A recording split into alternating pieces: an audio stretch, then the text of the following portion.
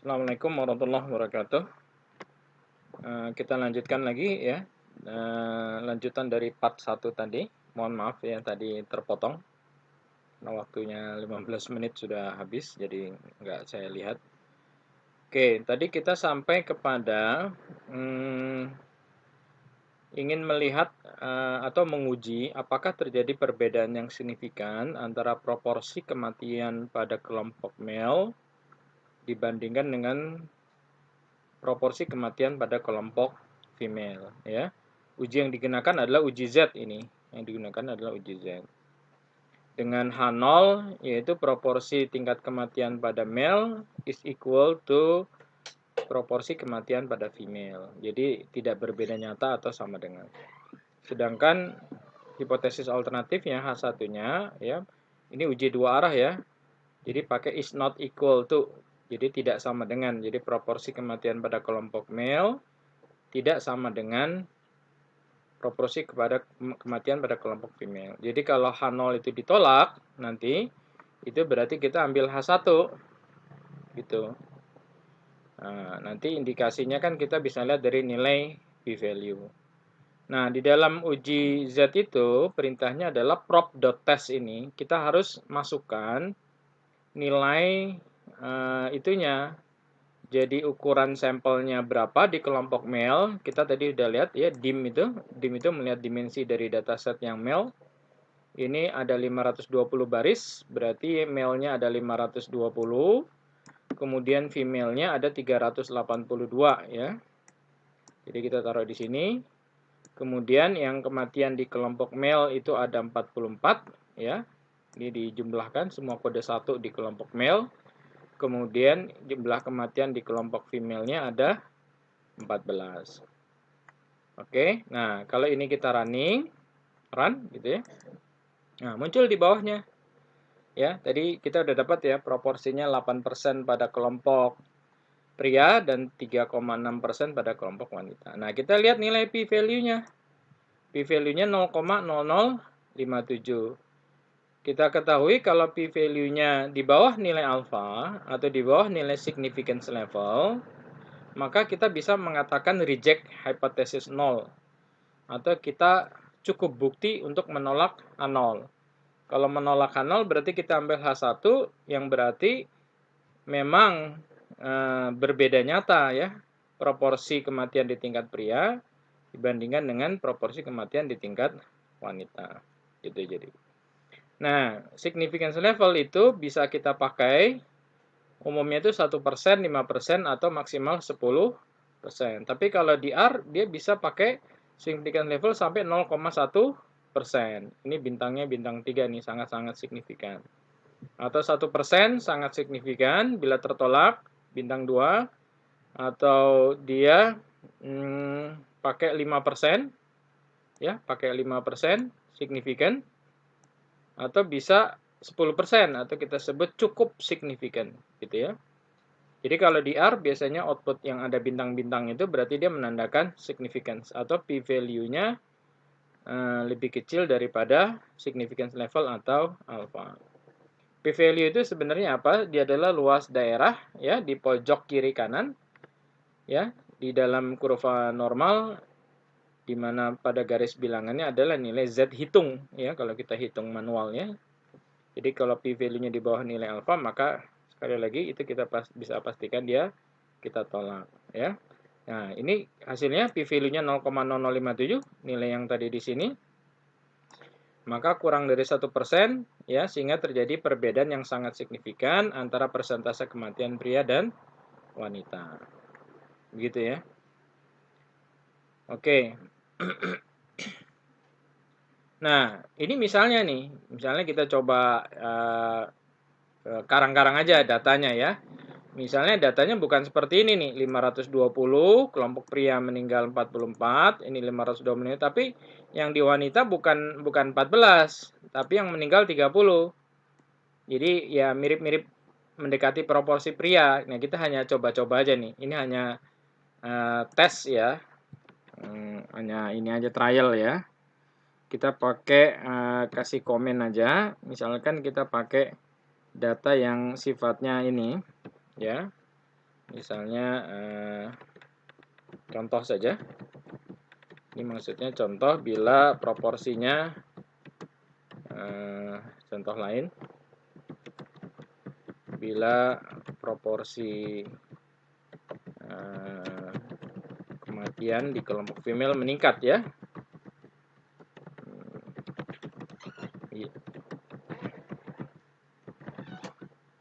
Oke. Ini contoh aja ya, contoh lain, bukan data sebenarnya. Nah, ini kita bisa lihat ini. Jadi kalau di kelompok wanita meningkat yang tadinya 14 misalnya ya, jadi 30. Maka kalau ini kita running gitu, kita running.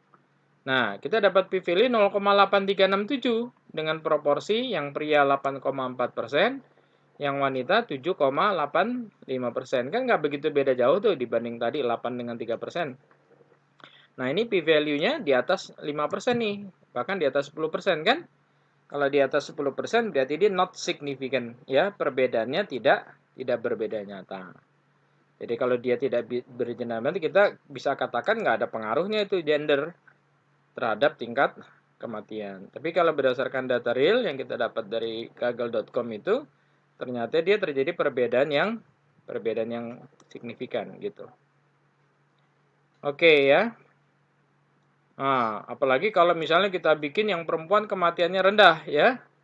Ya, misalnya contoh lain lagi, kita bikin yang makin rendah ya. Berarti dia sangat-sangat signifikan karena p-value-nya menjadi otomatis kecil sekali. Gitu ya. Jadi ini kalau kita running, nah gitu ya, makin kecil lagi tuh, 0,0000 gitu. Jadi ada 60 ya di sebelum angka 2. Oke, nah kita lanjut ke kasus berikutnya atau research question kita. Itu apakah usia berpengaruh terhadap tingkat kematian pasien gitu. Nantinya persoalan ini kita akan analisis secara simultan melalui metode regresi logistik ya. Tapi ini kita coba analisis dulu berdasarkan deskriptif statistik ya. Dan basic statistik yang uji perbedaan proporsi, uji perbedaan rata-rata gitu. Oke, kembali kita lihat lagi research question-nya, apakah usia berpengaruh terhadap tingkat kematian pasien. Kalau kita baca berita di koran, kan kita sering dengar tuh bahwa usia yang rentan terpapar itu adalah usia lanjut. Nah, kita coba lihat dari datanya.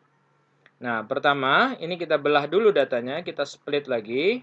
Kita kasih nama kelompok yang meninggal atau dead dan kelompok yang hidup atau alive gitu ya. Jadi kita belah datanya subset berdasarkan dead dan alive. Kalau tadi kan kita subset data berdasarkan male dan female ya. Jadi yang data dead dummy sama dengan 1 kita kategorikan sebagai meninggal nih. Oke, ini kita running aja datanya ya. Oke, sudah punya 2 dataset baru lagi. Oke, nah kemudian untuk melihatnya ya kita hitung aja average umurnya. Average umur di kelompoknya yang meninggal, kemudian average umur di kelompoknya yang live ya. Ini materi yang cara menghitungnya seperti ini saya lihat dari YouTube yang ini nih, yang using R to analyze COVID-19 ini. Gitu ya. Oke, kembali kita lihat lagi. Nah, ini kita ketemu nih ya, kita hitung dead-nya. Karena dia ada yang apa istilahnya tuh ada missing ya. Ada missing value-nya, ini kita remove ya, perintahnya ini na.rm ini. Nah, oke, kita jalankan. Nah, dia usia yang meninggal ternyata 68 tahun ya. Kemudian kalau kita jalankan yang kelompok yang hidup ya, kelompok yang hidup usianya, nah ternyata 48 tahun. Cukup beda jauh ya. Jadi 68 tahun dan 48 tahun. Kembali kita mau uji secara statistik. Mau uji, benar nggak terjadi perbedaan yang nyata gitu. Terjadi perbedaan yang signifikan. Ya, jadi beberapa hal ini saya coba kembangkan dari rujukan YouTube di atas tadi ya, kita tambahkan uji statistik, kita tambahkan regresi logistik ya. Dari apa yang sudah dilakukan orang gitu ya. Oke, kemudian kita uji nih, uji perbedaannya kita pakai t-test ya, t-test. Uji perbedaan rata-rata antara dua grup ya. Nah, perintahnya seperti ini nih, t.test, yang ini kelompok usia, kelompok apa namanya, variabel dari dataset yang dead, kemudian variabel usia dari dataset yang alive, ya. Alternatifnya two-sided, gitu. Oke, nah ini kita running, kita jalankan, run. Nah, ini keluar nih. Jadi rata-rata dari 68 sama 48. P-value-nya berapa? Nah, ini 0,00000 gitu ya, panjang sekali nolnya nih, sampai 16 ke belakang. Berarti dia sangat-sangat signifikan perbedaannya, ya. Jadi saya tulis di sini karena p-value-nya nih kecil sekali. P-value-nya ya, ini salah nih nulis ini. P-value sebesar gitu. Ya. Sebenarnya sangat signifikan bedanya karena nilai p-value kurang dari 1%, ya. Jadi sangat signifikan rata usia yang meninggal dengan rata usia yang hidup. Jadi yang meninggal tuh kalau di sini nilai tengahnya berada usia 68 tahun. Dari sini membuktikan bahwa usia lanjut itu memang rentan, ya, karena dari kelompok yang meninggal memang senternya ada di usia 68 tahun. Oke, sekarang kita akan lanjut kepada regresi logistik, ya. Lanjut kepada regresi logistik. Nah, penerapan regresi logistik, ya, dipakai manakala kita punya variabel respon yang bersifat kategorikal. Ya, oh ini lambangnya pakai ini nih sebenarnya. Oh, saya tadi copy paste, rupanya fungsi itunya jadi berubah nih. Jadi ini px ya.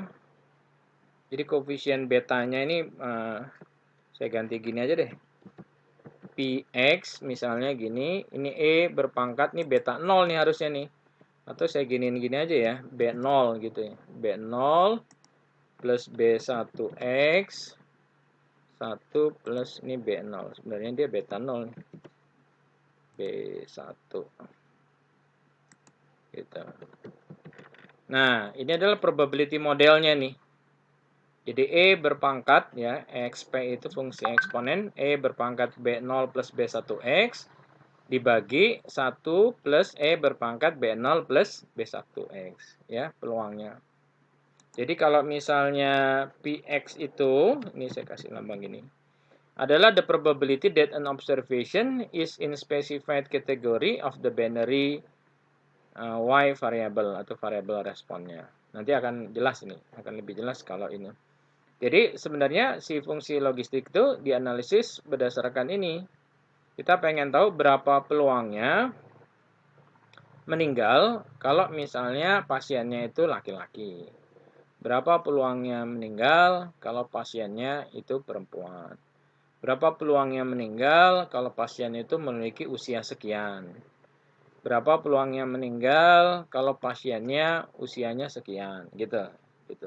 Dari situ nanti kita bisa menghitung yang namanya tingkat resiko. Kita komparasi.